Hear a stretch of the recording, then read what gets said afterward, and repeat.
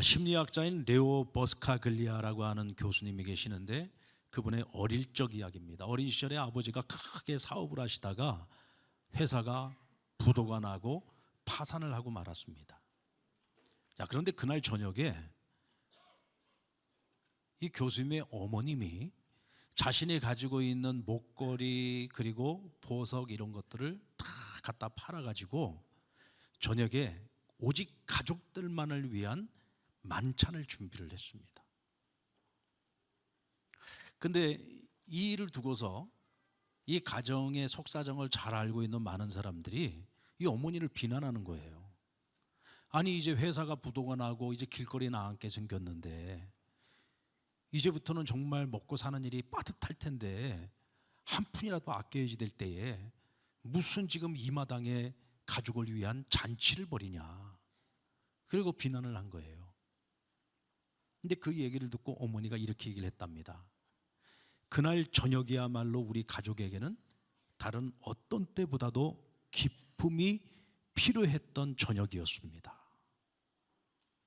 그렇죠. 남편의 회사가 부도가 나고 온 가족이 어쩌면 이제 길거리로 나앉을지 모르는 그런 어려운 상황 속에 있을 때 온 가족이 얼마나 풀이 죽어 있었겠습니까? 근데 그 어머니는 가족을 위한 만찬을 준비해서 정말 그 저녁 가장 풀이 꺾여 있고 기가 꺾여 있는 그날 저녁 가족들을 응원하고 격려하고 우리 한번 해보자, 우리 다시 한번 해보자, 우린 끝난 게 아니다, 절망이 아니다, 낙심이 아니다, 우린 다시 시작할 수 있다, 이렇게 남편을 격려하고 가족을 격려하기 위해 잔치를 베풀었던 겁니다. 그리고 레오 교수의 아버지는 자녀들에게 그때 일을 이렇게 회상했다고 합니다. 너희 어머니는 우리에게 자신이 가지고 있는 다른 어떤 것보다도 우리 가족이 더 소중하다는 것을 그날 밤 우리에게 알려주었다. 그래서 나는 그날 다시 용기를 낼 수 있었고 내 인생에 도전하기로 결심하였고 나는 다시 일어설 수 있었다. 여러분, 참 그 어머니도 멋지지만 아버지도 멋지지 않습니까? 레오 교수의 지혜로운 어머니는 가족이 가장 힘들었을 때 가족이 다시 용기를 내어 일어설 수 있도록 가장 큰 기쁨의 시간을 창조해냈던 겁니다. 기쁨에도 여러분 여러 종류의 기쁨이 있습니다. 당연한 기쁨이 있어요. 이 당연한 기쁨이라는 건 뭐냐면 기뻐할 만한 이유가 충분해서 기뻐하는 겁니다. 여러분, 우리가 살아가면서 기뻐할 일들이 많이 있잖아요. 우리가 하는 일들이 잘 되어졌을 때, 우리 자녀들이 잘 되어졌을 때, 하는 일들이 형통할 때 우리 기뻐할 수 있죠. 이건 당연한 기쁨입니다. 당연히 기뻐해야 할 때 기뻐하지 않는 건 이상한 거죠. 그런가 하면 기뻐할 이유가 전혀 없습니다. 지금은 절망하고 낙심하고 걱정하고 염려하고 정말 불안이 가득해야 될 그런 상황 속에서 용기를 갖고 희망을 갖기 위해서 기쁨을 찾아가는 경우가 있습니다. 그래서 우리는 이 분명한 기쁨, 너무나도 당연한 이유 때문에 기뻐해야 되는 것을 우리는 당연한 기쁨이라고 이야기를 한다면, 오늘 레오 교수의 가정이 경험했던 기쁨은 창조적 기쁨이라고 말할 수 있습니다. 사랑하는 여러분, 저는 우리 상남교회 모든 성도들의 가정, 또 여러분들 개개인 한 사람 한 사람이 당연한 기쁨도 더 많이 누리기를 원하지만 창조적 기쁨도 가지고 살아갈 수 있기를 주의 이름으로 축원합니다. 특히 우리 그리스도인들은 이 창조적 기쁨을 마땅히 당연히 누리면서 살아가야 됩니다. 오늘 그 이유를 우리가 같이 생각해 보려고 합니다. 빌립보서 4장 4절 말씀에 보면 사도 바울 선생님이 말하기를 주 안에서 항상 기뻐하라, 내가 다시 말하노니 기뻐하라 라고 말씀하고 있어요. 우리 그리스도인들은 항상 기뻐해야 된다는 겁니다. 그러면 우리가 이렇게 얘기하겠죠. 어떻게 우리가 기뻐할 수 없는 상황에 있어도 항상 기뻐할 수 있습니까? 그러자 바울이 이렇게 말하는 겁니다. 내가 너에게 다시 말하는데 아니야, 우리 그리스도인들은 항상 기뻐해야 돼 라고 말하고 있는 거예요. 그럼 우리가 왜 항상 기뻐해야 되느냐? 그 비밀이 오늘 이 말씀 속에 있어요. 주 안에서 기뻐하라. 우리 한번 따라올까요? 주 안에서 항상 기뻐하라. 그렇습니다. 주님 안에서 살아가는 우리들이기 때문에 항상 기뻐해야 할 이유가 있는 겁니다. 그러면 주 안에서 살아가는 우리가 누리는 것이 뭐죠? 주 안에서 살아가는 사람들만이 누릴 수 있는 것이 무엇입니까? 죄사함을 우린 누릴 수 있습니다. 구원을 누릴 수 있습니다. 하나님의 자녀가 되는 권세를 누릴 수 있습니다. 오늘 밤 세상을 떠나도 우리는 천국에 갈 수 있는 사람들입니다. 천국을 우리는 하나님께로부터 약속받았고 우리는 그것을 오늘도 누리면서 살아갈 수가 있습니다. 할렐루야. 자, 그런데 우리가 지금 누리고 있는 것들 가운데 이 네 가지 가운데에서 내 힘으로 내 능력으로 얻을 수 있는 게 단 한 가지라도 있나요? 여러분들, 내가 열심히 의롭고 선한 삶을 살아서 여러분들 죄사함 받을 수 있어요? 구원 받을 수 있어요? 여러분들이 열심히 노력을 해서 하나님의 자녀가 될 수 있습니까? 여러분들이 열심히 노력해서 천국 가는 건가요? 아니요. 이것은 전적으로 하나님께로부터 오는 것입니다. 그런데 하나님께로부터 오는 이 네 가지 선물은 모든 사람이 다 받을 수 있는 것이 아니라 주님 안에서 살아가는 사람들만이 받을 수가 있는 거예요.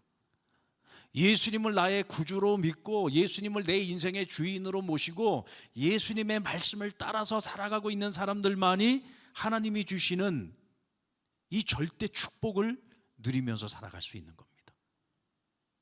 근데 여러분, 우리가 살아가다 보면은 원치 않게 어려움이 우리의 삶에 찾아올 때가 있어요.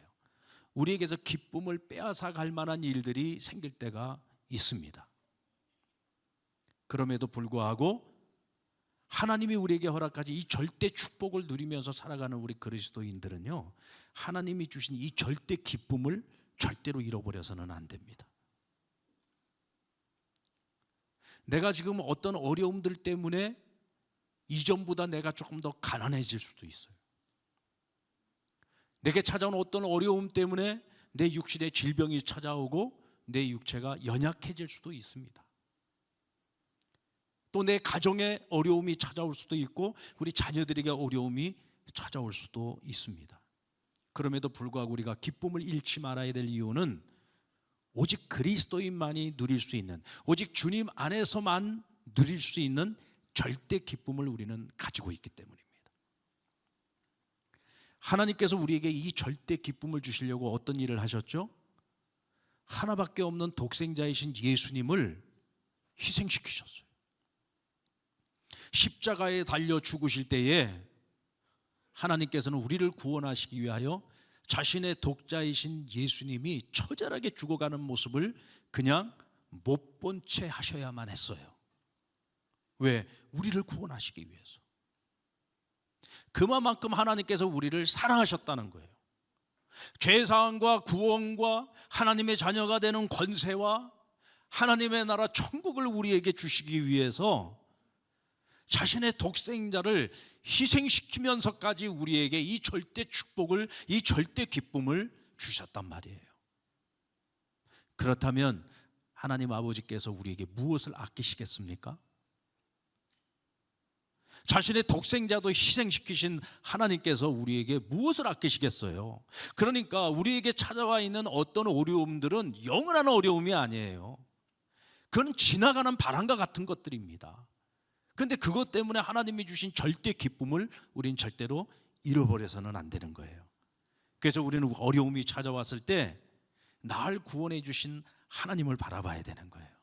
날 너무너무 사랑하셔서 자신의 독자까지도 희생하신 그 크신 하나님을 바라봐야 되는 거예요. 그분에 대한 믿음과 신뢰를 가지고 우리는 이 절대 기쁨을 절대로 잃어버리지 말아야 돼요. 그래서 우리는 그 하나님을 믿고 기도하는 거예요. 하나님께 나의 어려움을 내려놓고 하나님 도와주세요 라고 간구하는 거예요. 그러면 하나님께서 우리의 기도를 들으시고 응답해 주시는 줄로 믿습니다. 그러니까 우리는 절대로 하나님이 주시는 이 절대 기쁨을 잃어버려서는 안 됩니다. 그래서 너희는 주 안에서 항상 기뻐해야 돼 라고 말씀하시는 겁니다. 우리 한번 옆에 분에게 주 안에서 항상 기뻐하십시다. 할렐루야. 자, 그런데 우리는 이 기쁨을 넘어서 우리는 더 큰 기쁨을 사모해야 됩니다. 그 더 큰 기쁨은 뭐냐면 복음 안에서 누리는 나의 구원 때문에만 기뻐하는 것이 아니라 복음 안에서 누리는 너의 구원 때문에 기뻐해야 됩니다. 아멘. 여러분, 나는 구원받았는데 내 남편이 구원을 못 받았어요. 그러면 행복할 수 있습니까? 나는 구원받았는데 내 자녀들이 구원을 못 받았어요. 그럼 내가 행복할 수 있습니까? 나는 구원을 받았는데 내 부모가 구원을 받지 못했어요. 그럼 내가 기쁠 수 있어요? 행복할 수 있습니까? 나는 구원받았는데 나와 가장 친한 친구가 구원을 받지 못했어요.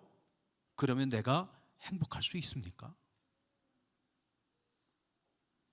내가 구원의 기쁨을 누리듯이 내 부모가 구원의 기쁨을 누리고 내 아내가, 내 남편이, 내 자녀가, 내 친구들이, 내 이웃들이 구원을 받는 그 모습을 보면서 우리는 기뻐할 수 있어야 됩니다. 오늘 본문 4절 말씀에 보면은요, 바울이 디모데에게 편지를 보내면서 이렇게 말하고 있어요. 내 눈물을 생각하여 너 보기를 원함은 내 기쁨이 가득하게 하려 함이니. 바울은 자신의 기쁨을 누구에게서 찾고 있느냐면 자신의 영적 제자인 디모데에게서 찾고 있어요.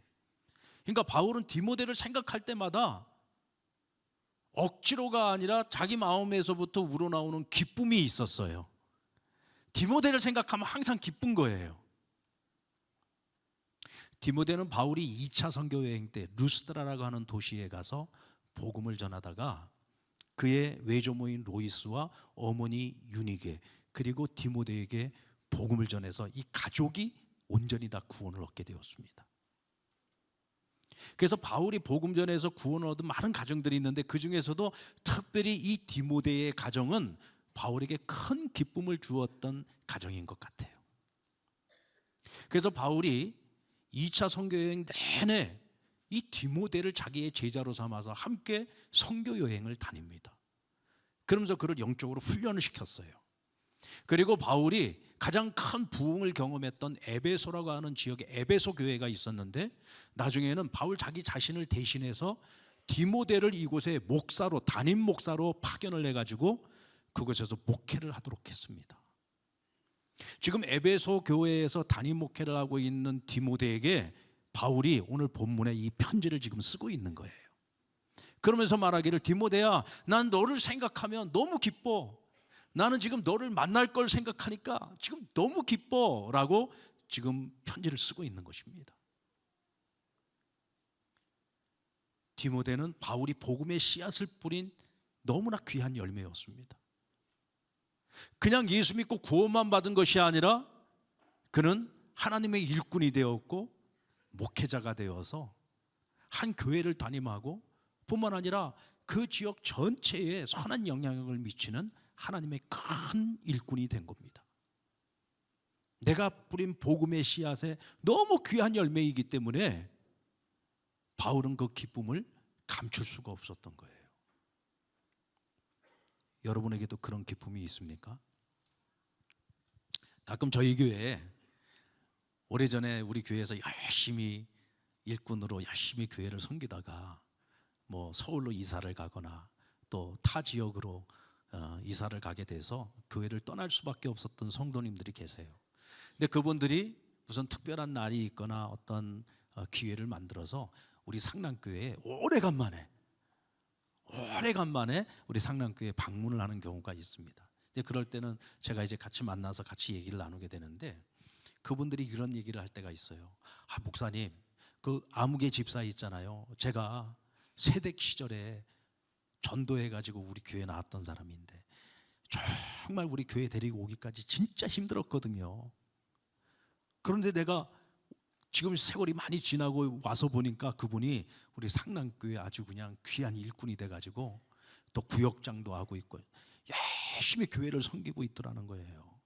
근데 그 모습을 보니까 너무너무 기쁘고 정말 오래간만에 우리 상남교회 방문해서 자기가 얻은 가장 큰 기쁨이라는 얘기를 하더라고요.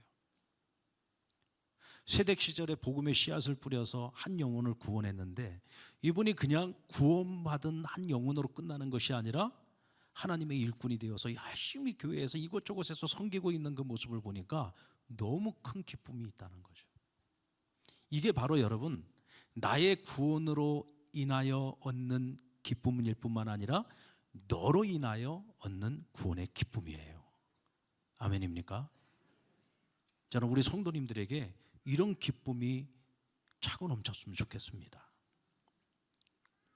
교회 학교에서 내가 가르쳤던 아이들이 나중에 목회자가 되고, 나중에 장로님도 되고, 권사님도 되고, 안수집사님도 되고, 집사님도 되고, 찬양대원도 되고, 또 교사도 되고, 그렇게 해서 열심히 교회를 섬기는 그런 하나님의 일꾼들이 된다면 그 모습을 볼 때 얼마나 뿌듯하고 기쁘고 감사하겠어요. 우리 자녀들이 믿음 안에서 자라서 부모인 나의 믿음보다 내 자녀의 믿음이 더 훌륭하게 성장해서 열심히 하나님 나라를 섬기는 하나님의 귀한 일꾼들로 살아가는 모습을 보면 그 얼마나 마음에 큰 기쁨이 있고 감격이 있고 감사가 있겠습니까? 우리 그리스도인들이 누리는 기쁨 가운데 가장 큰 기쁨은 복음 안에서 누리는 나의 기쁨도 기쁘고 복된 일이지만 너로 인한 기쁨이야말로 최고의 기쁨인 줄로 믿습니다. 만약에 오늘 우리 안에 너로 인한 그 기쁨이 없다고 한다면 오늘 우리의 기쁨을 다시 한번 재고해 볼 필요가 있다. 왜? 이것은 우리에게 사명이기 때문이고 하나님이 우리에게 아무나 누릴 수 있는 것이 아니라 복음을 전하는 자에게만 하나님께서 허락하시는 기쁨이기 때문입니다. 우리가 마음 단단하게 먹고 그래 이제는 나도 누군가로 말미암아 내가 전하는 복음으로 말미암아 구원을 얻게 되는 그 한 사람 너로 인한 내가 기쁨을 얻겠다 이렇게 마음을 먹고 오늘 우리가 복음 전함의 삶을 시작을 하잖아요. 그러면 하나님께서 우리에게 세 가지를 선물로 주십니다. 오늘 본문 7절 말씀해 보니까 같이 한번 읽어볼까요? 시작. 하나님이 우리에게 주신 것은 두려워하는 마음이 아니요 오직 능력과 사랑과 절제하는 마음이니. 하나님께서 우리에게 무엇을 주신다고요? 오직 능력을 주신다 그랬어요. 또 사랑하는 마음을 주시고 절제하는 마음을 주시겠다고 약속해 주셨습니다. 여러분들 전도 열심히 하는 분들의 특징이 있어요. 어떻게 이렇게 전도를 열심히 합니까? 하고 물어보면요 그분들이 공통적으로 하는 대답이 있습니다. 기쁨이 있어서 한다고 얘기합니다. 기쁨. 내가 힘들고 어렵게 복음을 전하지만 내가 전하는 이 복음을 통해서 한 영혼이 구원받고 하나님께로 돌아오는 모습을 볼 때의 그 즐거움은 복음 전하면서 겪는 어떤 어려움도 이 기쁨이 전부 다 어떻게 해요? 감당해 준다는 거예요. 그러니까 두려움보다 기쁨이 훨씬 더 큰 겁니다. 근데 여러분 우리가 전도를 잘 안 하는 이유가 뭐예요? 여러분들이 왜 다른 사람들에게 복음을 잘 전하지 못하죠? 두려움 때문이잖아요. 어떤 두려움? 혹시 내가 불편한 일을 겪게 되지 않을까? 혹시 내가 거친 말을 듣게 되지 않을까? 아니면 사람들이 내가 열심히 복음 전하는데도 사람들의 반응이 냉담하지 않을까? 뭐 이런저런 안 될 것 같은 생각들 때문에 우리는 두려움을 가지고 아예 애시당초 복음 전하는 일을 처음부터 포기해버리는 경우가 굉장히 많죠. 그런데 열심히 복음 잘 전하고 있는 사람들에게 물어보면 이분들은 두려움을 이야기하지 않고 기쁨을 이야기하고 있어요. 그런데 오늘 바울도 뭐라고 했습니까? 복음을 열심히 전하는 자에게는 하나님께서 어떤 마음을 주신다고요? 두려운 마음을 주시는 것이 아니라 어떤 마음? 기쁜 마음을 주시는 거예요. 이 두려운 마음은요 절대로 하나님이 주시는 마음이 아닙니다. 사단이 우리의 마음에 심어놓는 마음이에요.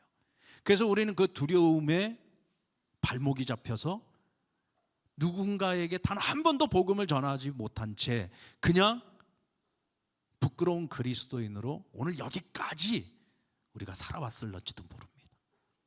혹시 여러분들에게 그와 같은 두려움이 있다면 그 마음은 하나님 주신 마음이 아니라 누가 주신 마음? 누가 준 마음? 마귀가 준 마음. 이게 사단이 준 마음이에요. 우리가 그 마음 때문에 복음을 전하는 일을 애시당초 포기해버린다면 그건 정말 부끄러운 일입니다.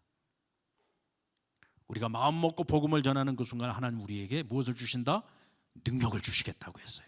할렐루야. 능력을 주시겠다고 했습니다. 하나님이 어떤 능력을 주십니까? 그건 여러분 내가 해봐야 하는 거예요. 제가 여기서 어떤 이야기를 해줘도 내가 해보기 전에는 하나님이 내게 어떤 능력을 주시는지 알 수가 없어요. 미리 듣고 하려고 하지 마시고 해보고서 내가 이렇게 해보니까 하나님 나에게 이런 능력을 주시더라. 이것은 여러분 우리가 체험적으로 경험적으로 많이 알 수 있는 거예요. 나는 성경을 잘 몰라서 어떻게 복음을 전해야 될지 잘 모르겠어요. 너무 얘기를 많이 하려고 하지 마세요. 일단 교회에 올 수 있도록, 여기에 올 수 있도록, 그래서 예배하는 자리에 앉을 수 있도록, 하나님의 말씀을 배울 수 있는 자리에 올 수 있도록, 그 자리에 앉아 있을 수 있도록만 해주어도 우리는 내가 할 수 있는 일을 최선을 다한 거예요. 그리고 그 사람이 예수를 믿고 구원을 얻고 하나님의 자녀가 되는 권세를 얻고 천국을 선물로 받는 거, 이거는 내가 할 수 있는 일이 아니라 그것은 누가 하는 일이에요? 하나님께서 하실 일이에요. 성령님께서 하실 일인 거예요. 우리는 내가 할 일, 내가 할 수 있는 일을 하면 되는 거고 그 결과는 하나님이 책임지신다는 거죠. 아멘입니까? 오늘 여기에 우리 초등학교 다니는 친구들도 있고 또 우리 청소년 친구들도 있는데 저는 우리 친구들에게 도전하고 싶어요. 예전에 목사님이 학교 다닐 때는요, 우리 학교에 같은 반에 교회 다니는 친구들이 정말 많았어요. 그래서 교회 가는 친구들 손들어 보세요 그러면은 정말 많은 친구들이 손들어 섰어요. 근데 아마 지금 여러분들 학교에서, 여러분 학급에서 교회에 다니고 있는 친구, 예수님을 믿는 친구들 손들라 그러면 어쩌면 나 혼자만 손들 수도 있어요. 목사님이 살았던 시대와 지금 우리 친구들이 살고 있는 이 시대가 많이 달라졌어요. 그래서 어떤 친구들은 아마도 교회에서, 아니 학교에서 나 교회 다닌다는 말을 하지 않고 교회 다니는 것을 숨기고 살아가는 친구들도 있을지 모르겠어요. 그러니까 친구들에게, 반 친구들에게 내가 복음을 전한다? 이거는 꿈도 못 꿀 일이고, 같이 교회 가자는 말을 입 밖에도 내지 못하고 생활하는 우리 친구들 여기 많이 있을 거라고 생각해요.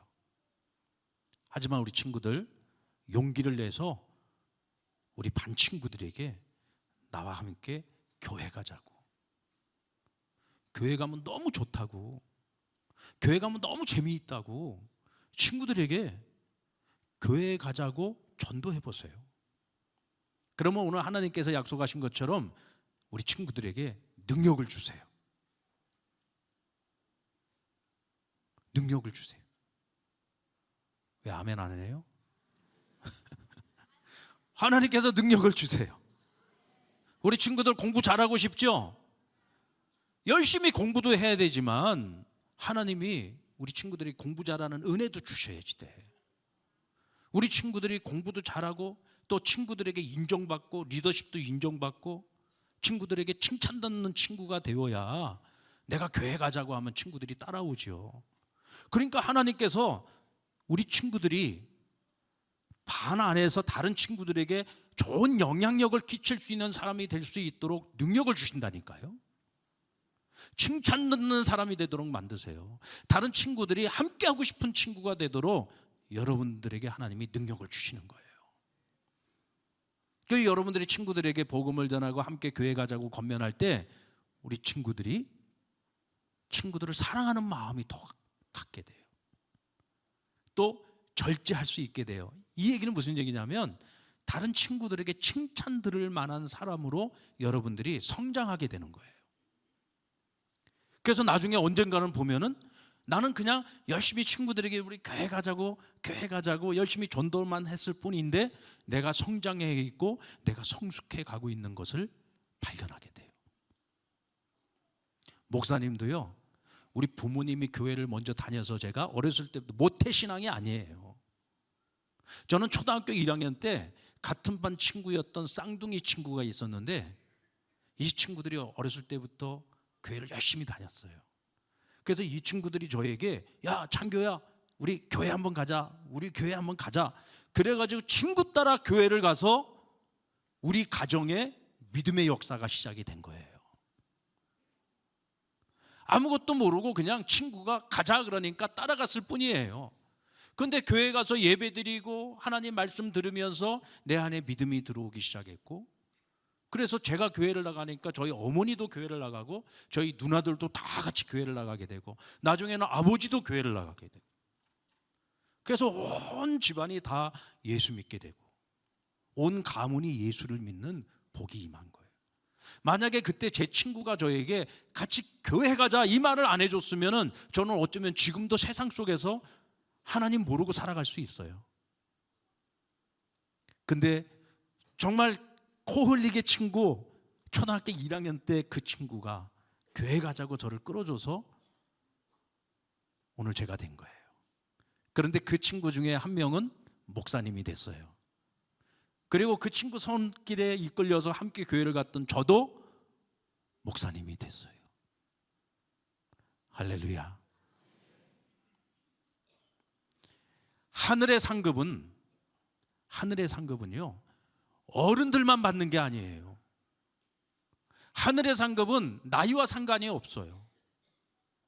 우리 친구들이 어렸을 때부터 나랑 아주 친한 친구가 있는데 교회를 안 가요. 하나님 몰라요. 예수님 몰라요. 구원을 받지 못했어요. 그러면 내 친구 손을 이끌고 교회에 와서 예수님 믿고 구원받을 수 있도록 도와주는 게 진짜 친구인 거예요. 정말 좋은 친구인 거예요. 아니 어른들도 전도 안 하는데 뭔 초등학생한테 뭔 중학생한테. 아니요, 초등학교 친구들이 전도 더 잘해요.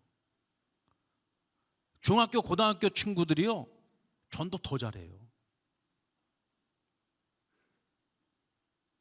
우리 어른들 도전 받으시기 바랍니다. 우리 어른들은요 생각이 너무 많아서 전도를 안 하는 거예요. 내가 전도하다가 이런 꼴 당하면 어떻게 하나, 저런 꼴 당하면 어떻게 하나, 뭔 놈의 두려움이 그렇게 많은지 생각이 너무 많아서 전도를 못 하는 거예요. 우리가 복음 전함을 회피하는 가장 큰 이유는 전도하다가 욕먹고 싫은 소리 듣고 불편한 일 당할까 봐, 어떤 조그마한 고난도 받기 싫어서. 근데 바울이 이렇게 우리를 권면합니다. 8절 말씀 같이 한번 읽겠습니다. 시작. 그러므로 너는 내가 우리 주를 증언함과 또는 주를 위하여 갇힌 자 된 나를 부끄러워하지 아니하고 오직 하나님의 능력을 따라 복음과 함께 고난을 받으라. 아멘. 따라 읽을까요? 복음과 함께 고난을 받으라. 하나님께서 우리에게 주는 기쁨 중에서 최고의 기쁨은 뭐냐면, 우리가 복음을 위해서 살다가 당하는 고난이 있을 때 하나님이 우리에게 그 고난을 통해서 우리에게 가장 큰 기쁨을 주시겠다고 약속하셨어요. 여러분, 우리나라에 복음을 전해준 선교사님들을 생각해 보세요. 그 선교사님은요 우리나라가 가장 못 살고 가장 어려웠을 때 일본의 식민지하에 있으면서 아무런 희망도 소망도 없이 세계에서 가장 가난하고 못 먹고 못 사는 나라였을 때 우리나라에 복음을 가져다 준 선교사님들은요 세계에서 가장 잘 사는 나라, 가장 큰 나라, 가장 위대한 나라, 가장 부자 나라, 오늘로 말하면 선진국에서 살았던 분들이에요. 그런데 그분들은 자신들이 누릴 수 있는 모든 걸 다 포기하고 우리나라에 와서 그 가난하고 못 살고 아무런 희망도 소망도 없이 살아가는 우리에게 복음을 전해줬어요. 우리에게 복음을 전해주러 오기 위해서 그분들은 자신들이 세상에서 누릴 수 있는 세상의 영광을 다 포기하고 이 땅에 와서 복음을 전해준 거예요. 그분들 중에는 일찍 세상을 떠난 분들이 많았어요. 왜냐하면 그 당시에는 우리나라가 너무 비위생적인 나라였고 너무너무 가난한 나라였기 때문에 풍토병이 많았어요. 그래서 그 풍토병에 걸려서 젊은 나이에 세상을 떠난 선교사님들도 많았고 아내를 잃거나 어린 자녀를 잃어버린 경우들도 굉장히 많았어요. 그래서 양화진, 서울에 있는 양화진이라고 하는 곳에 가면 선교사님들의 묘원이 있는데 그곳에 가면 어린아이들의 묘가 그렇게 많아요.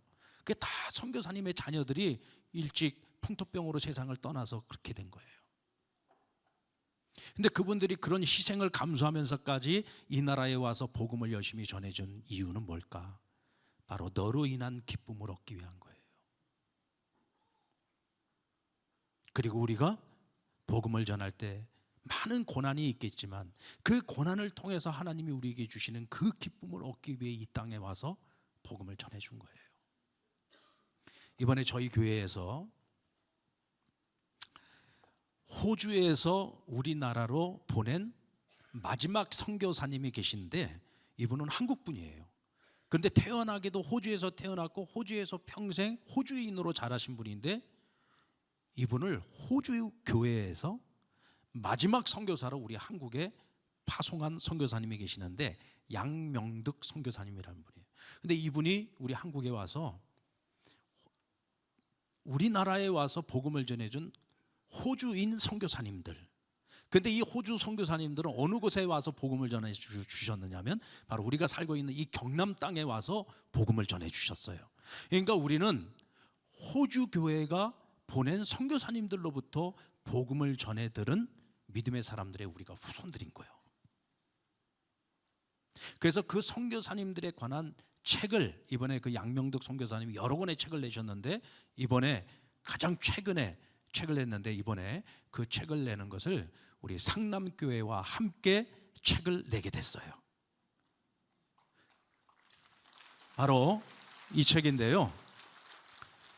이 책 우리 상남교회 성도님들 한 가정당 한 권씩 이 책을 나눠드릴 거예요. 그런데 정말 이 책을 읽으면서 제가 정말 우리 상남교회가 어떻게 이렇게 귀한 책을 내는 일에 우리가 함께 할 수 있었을까? 이거 정말 영광이다라는 생각이 들었어요. 이 경남 지역의 복음이 어떻게 전해졌는지, 이곳에 있는 많은 기독교 학교들이 어떻게 세워졌는지, 어떻게 이곳에 믿는 사람들이 생겨났는지를 선교사님들이요 선교 일기를 썼는데 그 일기들을 발췌하고 또 그분들의 그 후손들에게 찾아가서 이런 자료들을 다 찾아내 가지고 이 양명득 선교사님이 책을 낸 거예요. 제가 볼 때는 우리 호주 선교사님들이 이 경남 지역의 복음화에 정말 너무나 귀한 자료고 너무나 멋진 책이더라고요. 정말 이 책을 읽으면서 제가 얼마나 많은 감동을 받았는지 모릅니다. 그런데 세 분의 선교사님에 관한 이야기인데 프레데릭 맥클레이라고 하는 선교사님, 이분은 맹호은이라는 우리 한국 이름을 가지고 선교를 하셨어요. 그리고 이다 맥피와 메이지 테이시라고 하는 여자 선교사님 두 분인데 이 세 분 선교사님에 관한 이야기예요. 그런데 그 중에서도 우리 맹호은 선교사님, 맥클레이 선교사님은요, 이제 책을 읽다 보면은 한 페이지 이런 내용이 나옵니다. 이 선교사님은 항상 시장에 나가서 복음을 전했대요. 근데 시장에 나가서 복음을 전할 때 항상 성경책을 가지고 나가서 성경책을 사람들에게 무료로 나누어 주는 것이 아니라 성경책을 돈을 받고 팔았답니다. 왜 그랬을까요? 하나님의 말씀인 성경은 너무나 소중한 책인데 이거를 그냥 주면 안 된다. 우리가 보통 책을 선물 받아도요, 책을 선물 받으면 잘 안 읽어요. 그래서 제가 지금 고민이야. 이거 우리 교인들한테 그냥 나눠주면 이거 책 제대로 읽겠나, 이 귀한 책을. 1,000원이라도 받아야 되나 지금 고민하고 있어요. 어떻게 할까요? 그냥 줘도 읽을 거예요? 아니면 1,000원 받고 팔까요?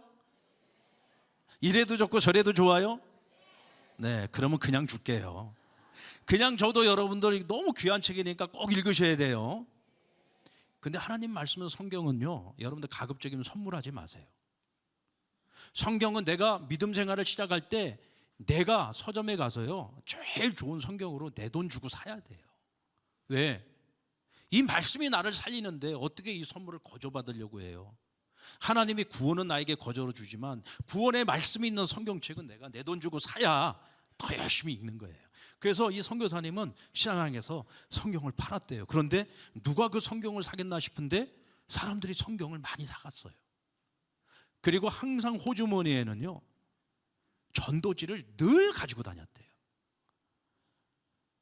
호주머니의 주머니 안에서 전도지가 떨어지는 건 집에 들어갈 때만 떨어졌대요. 그러니까 항상 매일같이 호주머니에 전도지를 잔뜩 여갖고 나와서 사람들에게 전도지를 나누어 주고 집에 갈 때는 항상 빈 주머니로 갔다는 거예요. 그러면서 이 선교사님의 글에 이런 말이 있어요. 과연 내가 이 사람들에게 나누어진 이 전도지를 받은 사람들이 몇 명이나 예수 믿고 구원받았는지 나는 알 수 없다. 그러나 선교사는 언젠가는 떠날 수 있지만 전도지는 남아서 계속 전도를 할 것이다. 여러분들 지금 주머니에 뭐가 있습니까? 지금 여러분 주머니에 전도지 있는 분 손 들어보세요. 누구예요? 김계순 집사님이신가? 야, 우리 김계순 집사님은, 야, 박수. 호주머니에 지금 전도지를 가지고 계세요. 호주머니. 여러분들, 우린 대부분이 지금 호주머니에 뭐가 들어있죠? 뭐? 쓰레기? 우리 대부분 호주머니에 핸드폰들 같이 집어넣고 있잖아요. 여러분, 우리 적어도 이번 행복축제 기간 동안에 여러분들의 호주머니에 아니면 여러분의 가방에 전도지를 항상 가지고 다니세요. 교회에 우리 목고지함에 전도지가 많이 들어있어요. 근데 보면 건빵만 갖고 가고 전도지는 안 갖고 가. 그러면 안 돼요. 건빵도 갖고 가면서 전도지도 많이 갖고 가셔야 돼. 아멘. 그래서 여러분들이 주일날 교회에 올 때는 전도지를 다 나눠주고 없어서 또 목고지함에 가서 전도지를 또 꺼내가야지. 선교사님들은 그 먼 나라에서 자신들이 누릴 수 있는 모든 것 다 버리고 이 먼 나라까지 와서 그 열악한 환경 속에서도 그렇게 열심히 복음을 전해줬는데, 우리는 가정에서, 학교에서, 또 내가 살고 있는 동네에서 내가 그냥 만날 수 있는 많은 사람들에게 그냥 전도지를 그냥 나누어 주는 이 일조차도 우리가 하지 못한다고 한다면 우리가 정말 너무 부끄러운 거잖아요. 우리는 선교사님들에게 그 엄청난 빚을 지고 있는데 우리는 내 이웃에게도 전도지를 나누어 주지 못하고 복음을 전하지 못한다면 이 정말 부끄럽고 창피한 일이잖아요.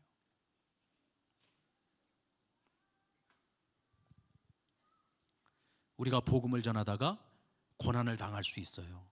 싫은 소리 들을 수도 있고요. 물벼락을 맞을 수도 있겠죠. 어쩌면 왕따를 당할 수도 있어요. 그러나 여러분, 복음을 위해, 구원을 위해, 생명을 살리는 일을 위해서 내가 당하는 고난은 기쁨의 이유라고 했어요. 마태복음 5장 8절에 보면 예수님께서 말씀하신 8가지 복을 말씀하실 때 맨 마지막 8번째 복이 뭐죠? 의를 위하여 박해를 받는 자는 복이 있나니 천국이 저희 것입니다.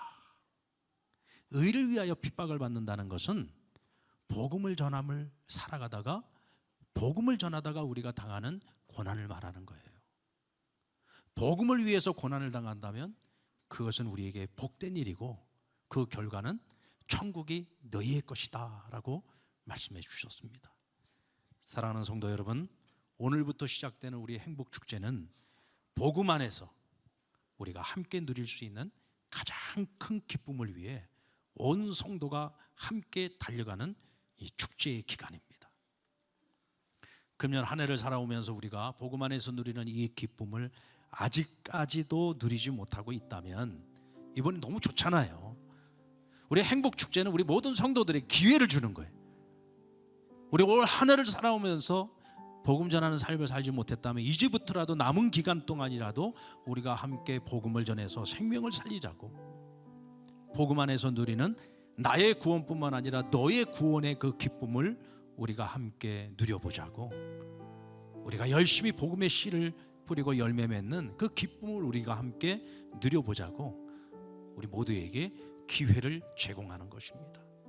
그리고 이 일을 위해서 많은 분들이 매일같이 교회에 나와서 40일 동안 함께 기도할 겁니다.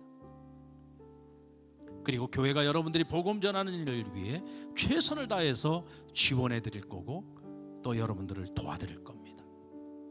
여러분, 이 기쁨은 세상이 주는 기쁨과 다른 기쁨이에요. 구별된 기쁨이고 정말 하나님의 나라에 주어지는 천상의 기쁨이라고 할 수 있어요. 우리 모두가 그 기쁨을 함께 누릴 수 있게 되기를 우리 주님의 이름으로 축원합니다.